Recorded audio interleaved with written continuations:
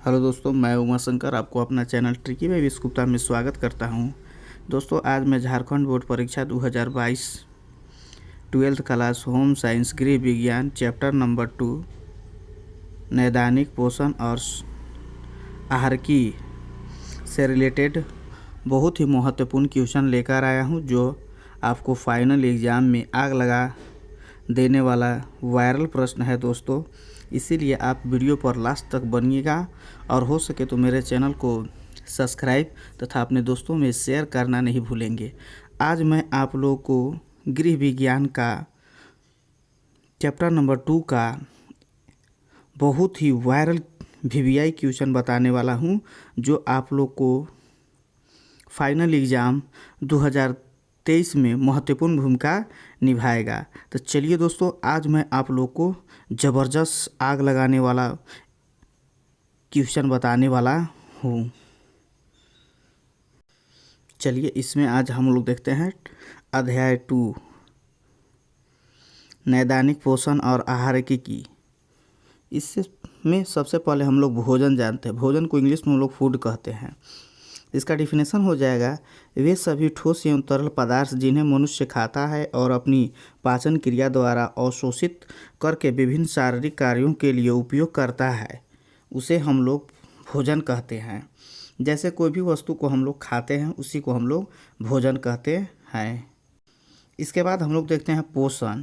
तो पोषण वह विज्ञान है जिसमें शरीर द्वारा खाद्य पदार्थों, पोषक तत्वों तथा अन्य पदार्थों के पाचन और शोषण तथा उनके उपयोग का अध्ययन किया जाता है। उसका संबंध सामाजिक, मनोविज्ञान, आर्थिक पहलुओं से की जाती है, जिसे हम लोग पोषण कहते हैं। अर्थात पोषण से हमें शरीर में तंदुरुस्ती मिलती है। वह पाचन क्रियाओं तथा अवशोषण के कार्यों का अध्ययन करता है, उसी को हम लोग पोषण कहते हैं। अर्थात पोषित होना, अर्थात कोई भी वस्तु को हम उसको ग्रहण करते हैं जिससे हम पोषित करते हैं। इसके बाद हम लोग देखते हैं पोषित के उचित पोषण का महत्व। अर्थात हमें जो शरीर का होता है उसे उचित पोषण देना क्यों आवश्यक है, उसके बारे में महत्व के बारे में हम लोग देखते हैं। तो यहाँ देखिए बता रहा है, संक्रमण से रोग क्षमता और सुरक्षा देता है। पोषण के कारण अगर अच्छा पोषण ग्रहण करेंगे तो आप बीमार से ग्रसित नहीं होंगे। इसके बाद बता रहा है, विभिन्न प्रकार की बीमारियों से ठीक होने में मदद करती है। इसके बाद बता रहा है, असहाय बीमारियों से निपटाने में सहायक है।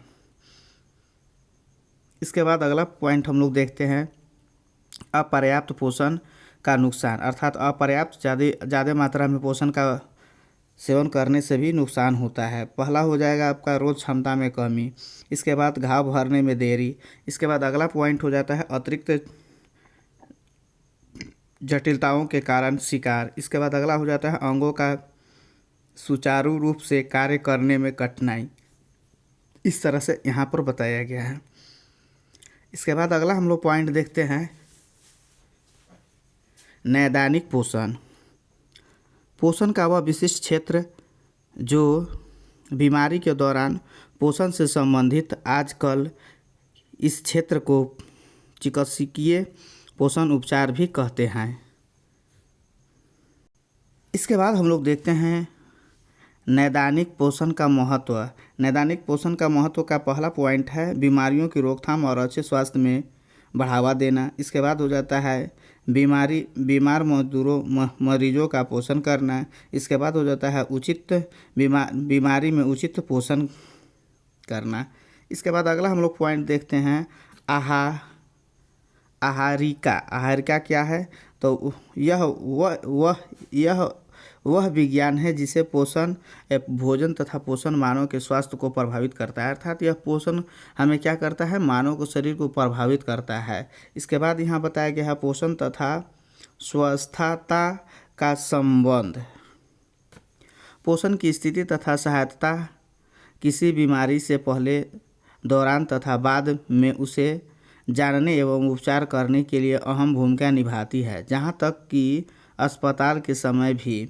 इसके बाद बताया गया है अस्वस्थता तथा बीमारी में पोषक तत्वों में असंतुलन आ जाती है, चाहे व्यक्ति की पहले पोषक अवस्था कितनी ही अच्छे क्यों न हो। इसके बाद अगला हम लोग देखते हैं नैदानिक पोषण और आहारिकी का महत्व।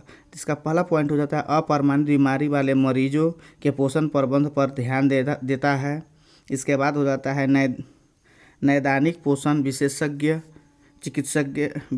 चिकित्सीय आहार बताकर बीमारी के प्रबंध में अहम भूमिका निभाती है।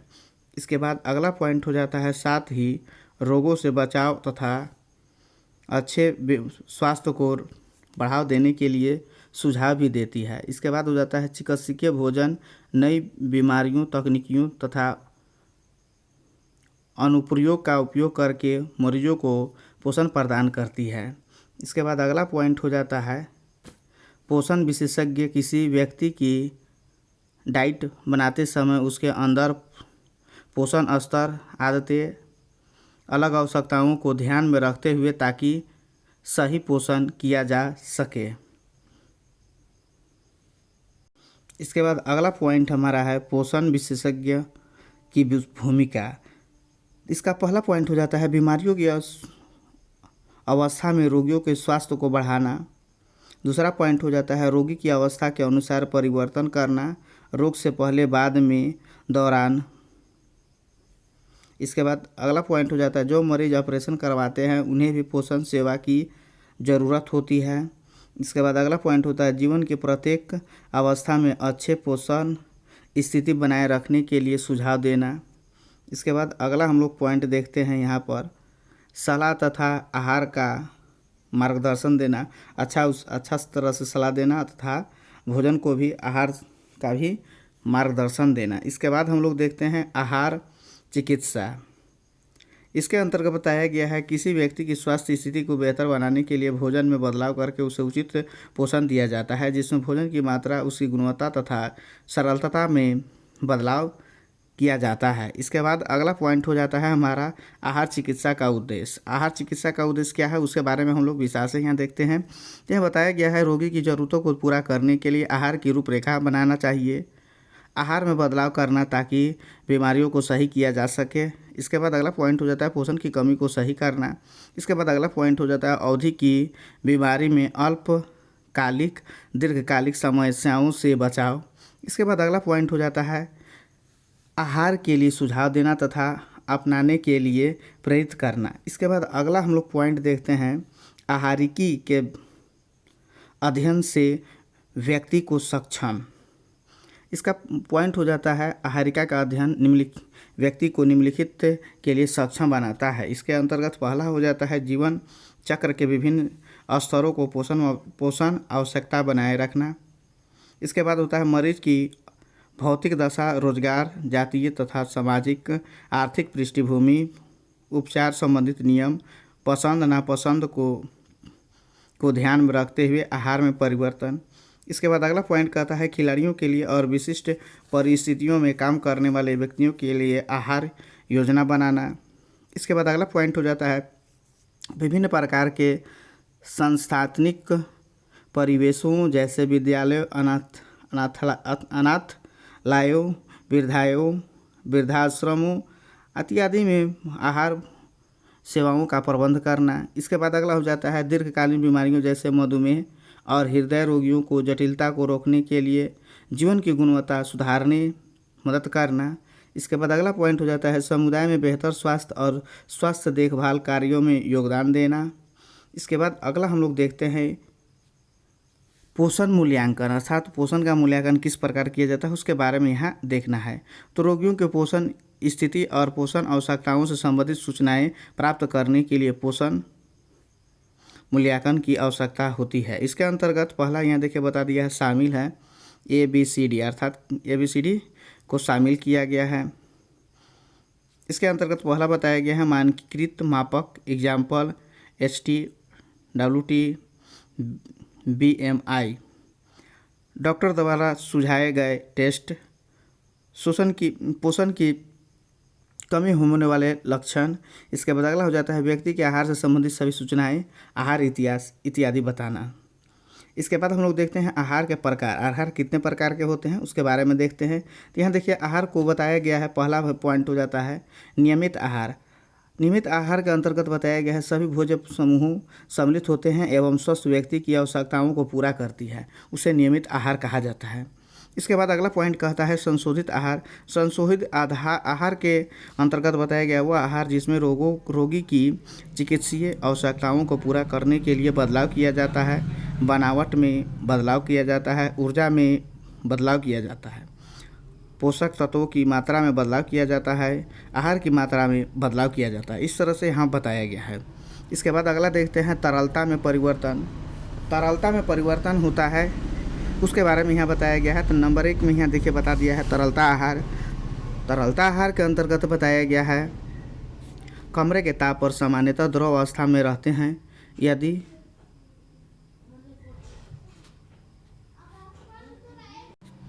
यदि जठरांत जिसको कहते हैं गैस्ट्रोइंटेस्टाइनल क्षेत्र सामान्य रूप से कार्य कर रहा है तो भली भांति अवशोषित हो जाते हैं। चबाने या निगलने में असमर्थ व्यक्तियों को यह आहार दिया जाता है, अर्थात वह पूरी तरह से तरलता होता है। जैसे उदाहरण के लिए नारियल पानी, फलों के रस, दूध सोप, दूध छाछ, मिल्क शेक आदि। इसके बाद हम लोग देखते हैं नरम आहार।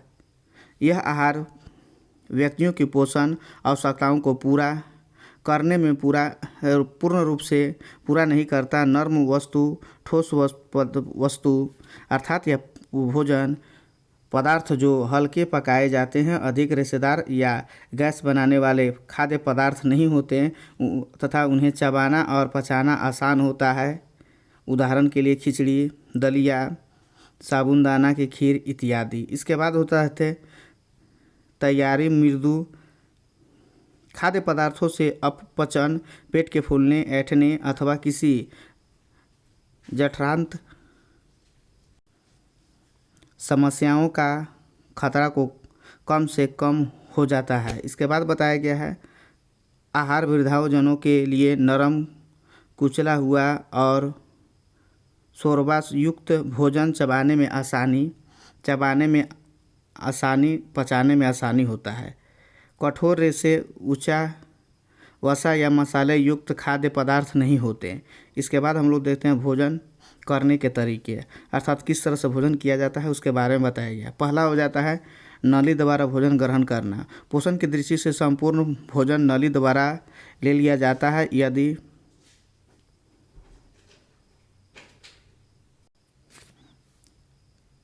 यदि जठरांत क्षेत्र कार्य कर रहा है तो व्यक्ति को जो कुछ दिया जाता है वह सब पचा लेता है और अवशोषित कर लेता है। इसके बाद देखते हैं यहाँ पर अंतराशिरा से भोजन देना। रोगी को पोषण विशेष बिलियों से दिया जाता है जिन्हें शिरा में ड्रिप द्वारा पहुँचाया जाता है। इसके बाद हम लोग देखते हैं चिरकालिक रोगों के उदाहरण, अर्थात किससे होता है वह उसके बारे में यहाँ बताया गया है। मोटापा, कैंसर, मधुमेह, हृदय रोग, अति तनाव। इन सभी के रोकथाम के लिए कुछ उपाय बताए गए हैं।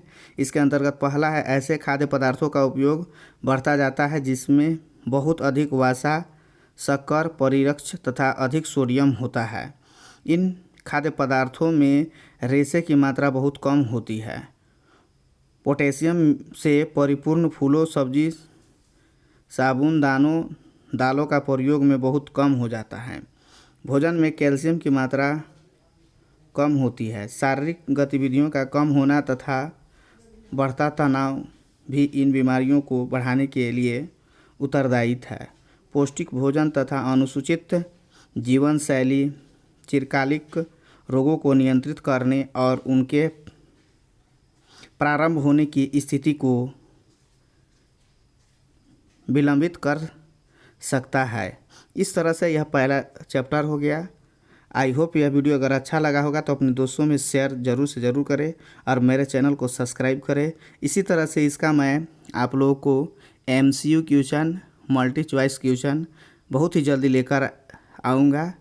अगर आप इसका पहला चैप्टर नहीं देखे होंगे तो मेरे इस डिस्क्रिप्शन बॉक्स में जाकर आप उस लिंक के माध्यम से पहला चैप्टर का वीडियो अंत तक ज़रूर देख सकते हैं। Thank you, best of luck. फिर मिलेंगे नए वीडियो के साथ। जय हिंद।